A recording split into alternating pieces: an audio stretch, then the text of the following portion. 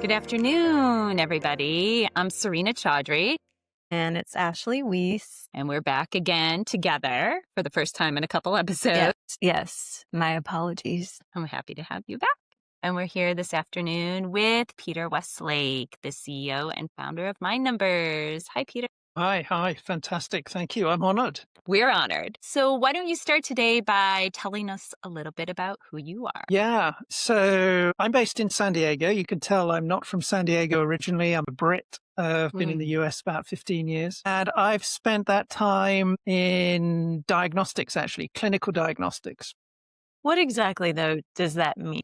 So developing diagnostic tests for, the COVID test is the most obvious thing, and we did that. But way before COVID, developing tests actually in gastroenterology. So really complex conditions and looking at 15 different things simultaneously and trying to figure out using multiple different observations whether somebody either has a condition or how they're doing with that condition. So, and those results were served up to doctors with kind of copy to the patient, but served up to doctors to help them decide how to treat. So that's my background. And then about 2 years ago, I moved across and started working in the psychiatry space because all that measurement stuff is honestly new in psychiatry, and we've got the ability to do a whole lot more than we could 3-4 years ago. All right. So you're here today in the psychiatry space to talk about Mindnumbers. What is Mindnumbers? So Mindnumbers is an app. We deliver it as an app, but what it's really doing is measuring symptoms and wellness behaviors. And we're starting by working with people who are living with bipolar disorder. And so they have a variety of different symptoms, and we're really helping them measure the changes that they're seeing so that they've got a kind of automatic journal of what's going on. And that covers things like fundamental stuff like sleep and activity and routine, how stable things are, and then mood through voice recordings through speech. Yes, it's fascinating. And we've been on this journey with you thinking about this and developing or getting to this point and thinking about it collectively as to how it relates to the care of our patients. I'm curious, last we saw you was in Berlin at the early intervention meeting. I'm curious about your journey afterwards and how Mindnumbers was received in the other countries and those other places. Yeah. So from Berlin, I went first to Poland, actually, which is where I've been working with a team of app developers in Poland for the last 2 years to bring Mindnumbers to life. And that's a group that's been developing medical apps, which is why I go to Poland to get this done, where there's this specialist company that's been developing medical apps actually for the US, and they've been doing that for about 10 years now. So that was really interesting because they were, they're not experts in this area, but they are experts in kind of what's new from Apple and what's new from Google and where are things going, what are other people doing, all of that sort of stuff, as well as the security, privacy things that you need to put in place if you're going to start recording someone's voice and analyzing it and so on. So they were super interested to hear about the real life applications and the value that Mindnumbers can bring. And I'm sure we'll get to that. So that was Poland. And then from Poland, I went on to Tokyo, to Japan, to International Society of Bipolar Disorders meeting. So that's another annual international meeting, but really very specialized on bipolar disorder. And that was super cool because we had all the science geeks there. We had absolutely had all the clinicians, but also there were a lot of individuals living with bipolar disorder, brought a lot of experience of the reality of managing the condition. And it was great to see them having a voice first and foremost, but now clearly having an influence on the agenda. So they were certainly curious about Mindnumbers because look, we've copied lots of the themes that other people have been talking about and implemented them. So we're not trying to invent the new ideas we're trying to take the ideas that we've heard from individuals kind of living with bipolar and that we've heard from clinicians and just make them possible to manage on your phone rather than through clipboards and, methods harder. I think it's super cool that you took this app that you've developed around the world and got to interface with people who are working in different industries around this app that we're getting to use with people and patients now in the US. But I want to back up a moment and ask why Mind Numbers? Why did you develop this? Why did you move across from gastro to psych? Yeah. And then, look, that's a kind of personal story. It's really a family story. I had kind of a member of my family who went through something that I'm sure listeners are going to recognize when I start to talk about it, because, as a non-expert, this was just strangeness. Okay. This was just things starting to be strange for my family member, and then for us around them, kind of not really understanding what was going on, having some instincts that something wasn't right, but not having anything concrete to say, oh, I need to do this or I need to do that. And so we went together as a family on this kind of exploration, through a couple of episodes turned into psychosis, hospitalizations, recovery, and then back into an episode again. And after a couple of cycles, got a diagnosis of bipolar 1, which, is nothing that anybody actually ever wants, but is super helpful once you have the right diagnosis. And that was great, because we then started to go down the route of effective treatments and preventative things that you can do once you start to understand the condition a bit better. And then, I was looking at this from a family point of view, but I was also looking at this from somebody who spent their days studying to measure, how to analyze, how to serve up useful information in the decision process. And in psychiatry, I was seeing a bit of a lack of that. It was all professional judgment, and the professionals didn't have the measurement tools. And so I thought, well, I actually can do something, because we know the indicator of trouble ahead. On its own, it doesn't tell you everything, absolutely, but it's a leading indicator. We know that sort of activity patterns change when people's behavior is changing and their routines change and so on. But also, even as an amateur, and then as I got into the detail, started to understand more, the language changes that you see and the communication changes that people go through. We can analyze those now in a way we weren't able to with the tools that we had 3 or 4 years ago. So, yeah, that I put together my professional experience, if you like, and then my personal need, because after 2 or 3 episodes, we as a family, we didn't want another one. So this is really about avoiding the next one by recognizing it early enough to get the help that's needed early enough. Yeah.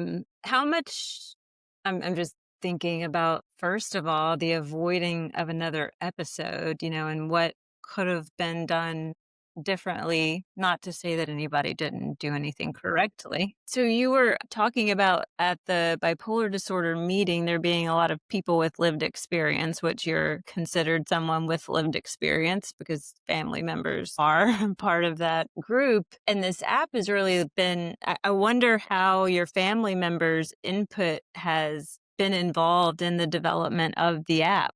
Because that's quite, that's sort of the wave of the future, is that input gets integrated into our systems and structures for like research and for clinical programming. That family members and individuals' input is super important. So I was curious how that has been. Yeah, it's been really good, because we are the customers, if you like. Right. As a family, we are the customers, because, so I think for the individual who's living with, managing the condition, you've got to keep the burden as low as possible.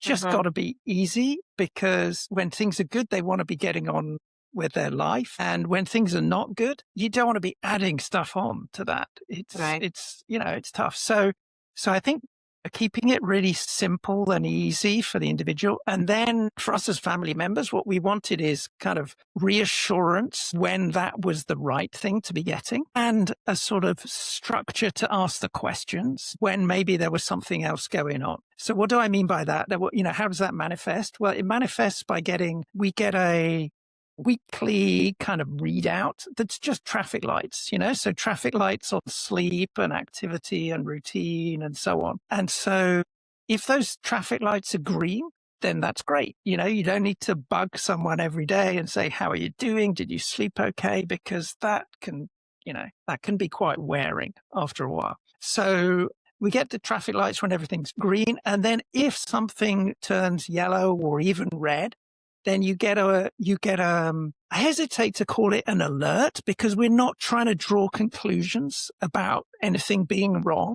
It's really, you get a nudge to ask a question, so the human, if you like, can get back involved because the technology's done the monitoring, and you bring a human back into the loop to say, hey, there's something funny signal here, check in, And so the practical consequence is that mum's not texting you all the time saying, how are you? Are you okay? I haven't heard from you, blah, blah, because if the signs are green, then you can get on with your life. But when there's something strange starts to happen, then you get, I see that you've not been sleeping, or your mood has been kind of off for 2 or 3 days, let's have a talk. Let's talk about it. So that's really that was the input of the family. First of all, keep it easy. Mm-hmm. And then secondly, don't jump to conclusions. Encourage the conversation when you see signs that need checking up on. Yeah, I totally appreciate that. From the clinical side, we talk about signs all the time with our patients and their families, and what are they and how can one help the other identify them. As far as the app is concerned, I want to drill down a little further. Can you tell us exactly how these things are measured? The sleep, mood, etc. Yeah, exactly. So sleep, we can measure from whatever device is your favorite, if you see what I mean. So but from a device. So if you've got an Apple Watch, or you like an Oura Ring or Fitbit, or it doesn't really matter what it is. If you're measuring sleep with some sort of device, we'll pick that up. We have actually, bipolar disorder, we have a favored device, which is actually a sleep mat that goes underneath the mattress. And the reason that that's our favored device is, again, keeping it simple. You don't have to do anything at all. This thing plugs in, it uploads automatically. Whether, in the situation where someone's feeling really low and low energy and they just can't be bothered, we'll still get those readings. In a situation where somebody is entering a kind of hypermania or even mania phase, and they've got too many important ideas that they need to get on with, and they don't want to be doing charging of watches, and we'll still get the data.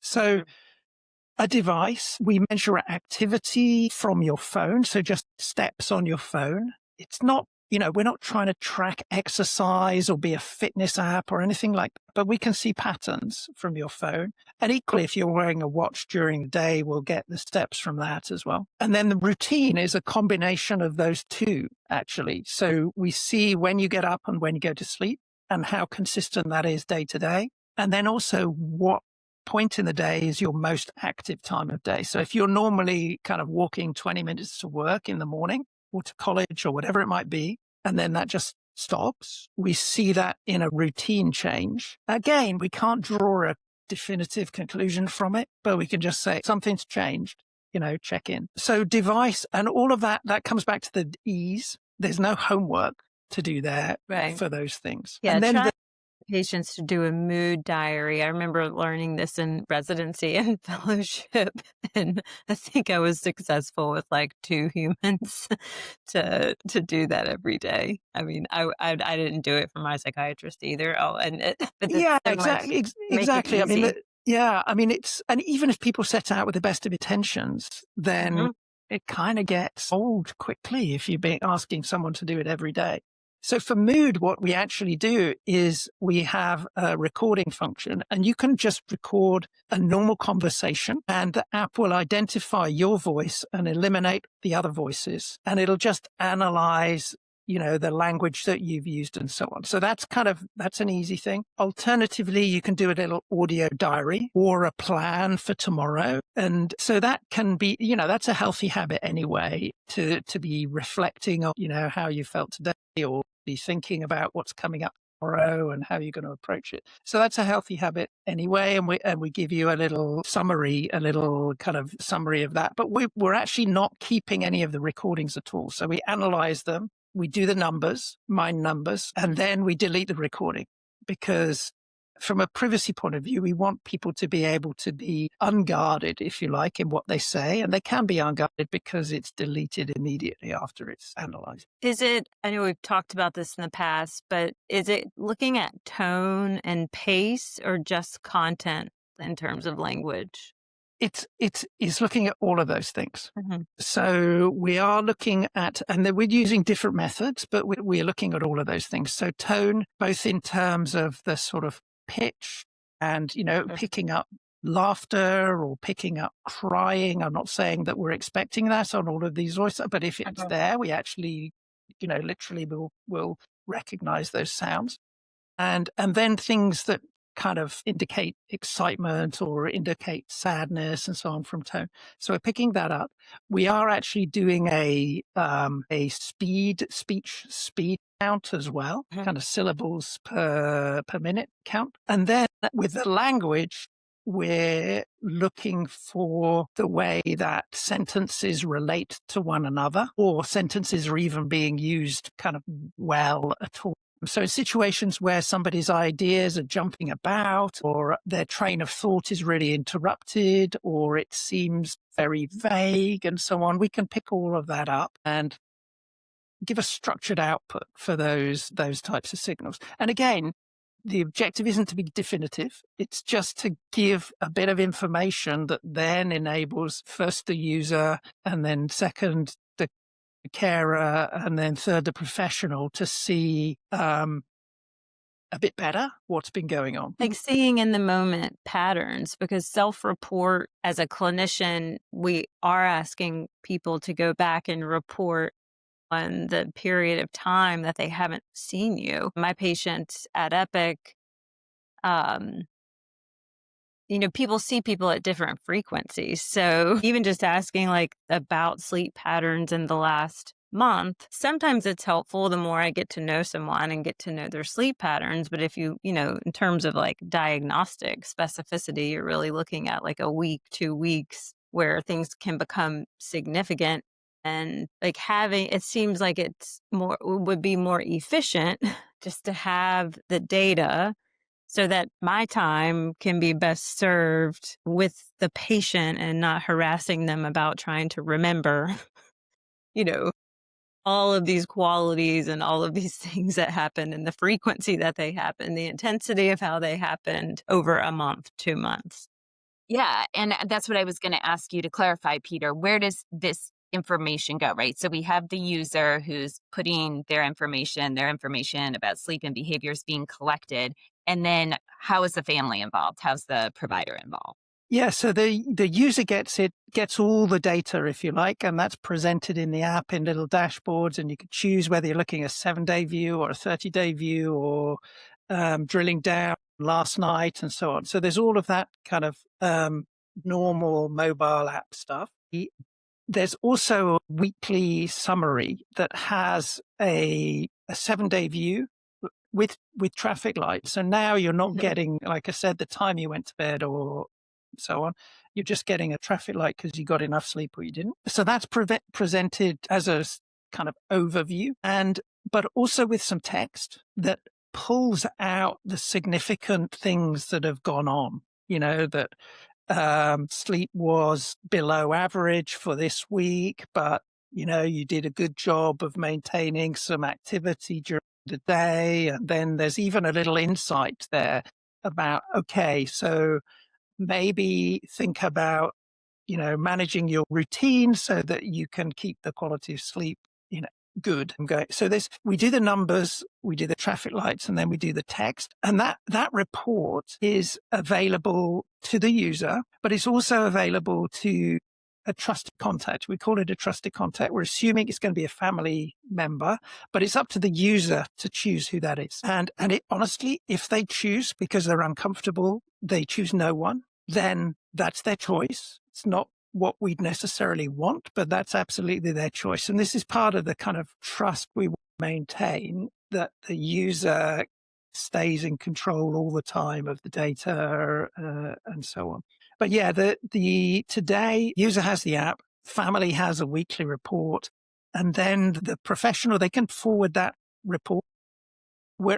It's not here today, but it's come report. So just exactly what you were just describing, Ashley, you could say, could you send me the last 6 weeks? And before the appointment, you'll get a last 6 weeks overview of sleep and activity and routine and the mood and how that's tracked together. And that's done perhaps the first 15 minutes of your interview, so that you win a bit more time. The idea would be you win a bit more time to talk to the individual about what either they want to talk about or you think is most important. Yeah, to do therapy, make adjustments as needed. What do you think the buy-in is going to be? Because I'm just thinking, playing devil's advocate of, especially with AI, especially with how much privacy, those were air quotes.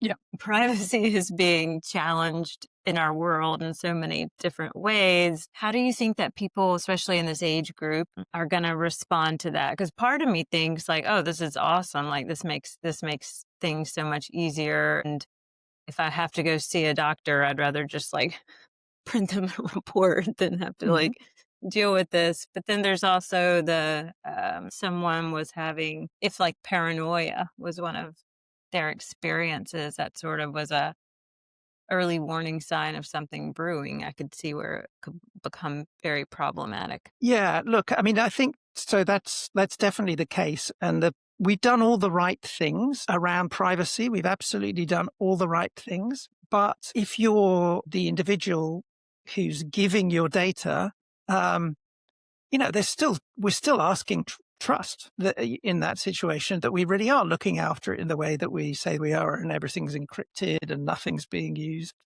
for anyone else, all of that sort of stuff. So I definitely think for people that are less comfortable, then, they're probably going to wait until somebody they trust says, hey, this is okay.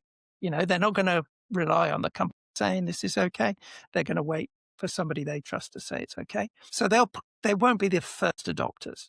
I think the first adopters are going to be people, number one, who are really invested in their recovery and their stability. They're really engaged, and they're kind of looking for tools to help them to make the thing easier. Not easy necessarily, because it's not always, it's hard work. It can be hard work. Yeah.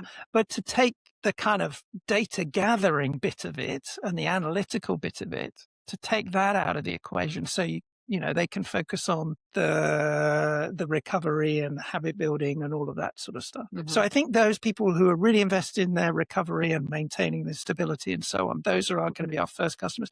And then someone who's nervous about privacy and so on is going to hear it from someone else and then decide that it's okay. That there's a lot of individual choice in this, right? From downloading the app and utilizing it to choosing who you share your information with or you don't. Speaking of downloading the app, is this available? And if so, where can people get it? Yeah, fantastic. It is available today. So the app is called Mindnumbers, all one word, bipolar wellness. Mindnumbers, bipolar wellness. And that'll get you straight there. It's a subscription, but you get a free trial if you sign up for either a 3-month or a year. And you obviously can just cancel if it's not working for you. You can cancel before any money is paid. So definitely recommend using the free trial and seeing if it works for you. Is it super expensive? On the annual plan, it works out about $10 a month. Okay. So that's not a trivial sum, but we've put a lot of work into it, and we absolutely think we're giving, very good value for that. But I recognize it's not a trivial sum. And I would say, ask your family whether they like the idea, and maybe they'll help you out with it. It's so exciting. The app is available. It's there for people to use, and it has been introduced to the world on your world tour, which I think creates a lot of potential for people to take charge of their recovery and really be super engaged with it. Yeah, And I'm excited to see, the feedback, and we love feedback. So, but if people have got positive is obviously nice. Negative is almost even better because we get to do the improvements that way. So, if somebody uses it, finds a problem, absolutely let us know. I know we have to close up shop, but I think it's so awesome to really in the app pull together the physical and the emotional, the biological pieces and the mood. It's like a very whole, like those of us that take care of people or care for people with bipolar disorder very much see that it's a mind body, like, it might belong in the psychiatric community as the caregivers, but we're also physicians, so know how important, your circadian rhythms are and how important the biology is. And especially for bipolar disorder, it's just a critical link. But it's hard to convey that to people. It's hard to convey that to the public when it's sort of presented as this like mental disorder, period. And that the app pulls all of that together.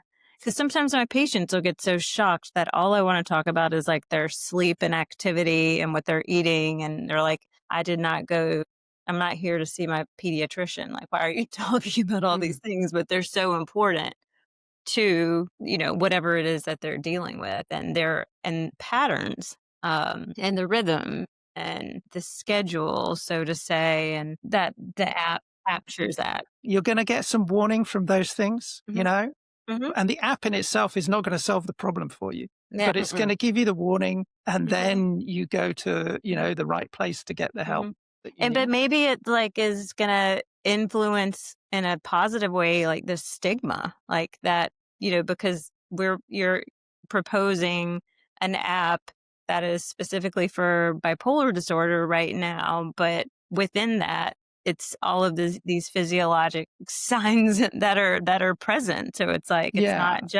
not just like, it is not just this mind thing, it's mind and body, and that those things collectively are so important. It just seems like to maybe make it feel, or just the reality of this disorder is that, the mind and body are like equally sort of responsible, and so important to be paying attention to all of those things. Right. And we get signals from both. Well, as I was going to say, I think there's physical signals, there are signals coming from the brain, and all those signals are being gathered in mind numbers, which is super exciting.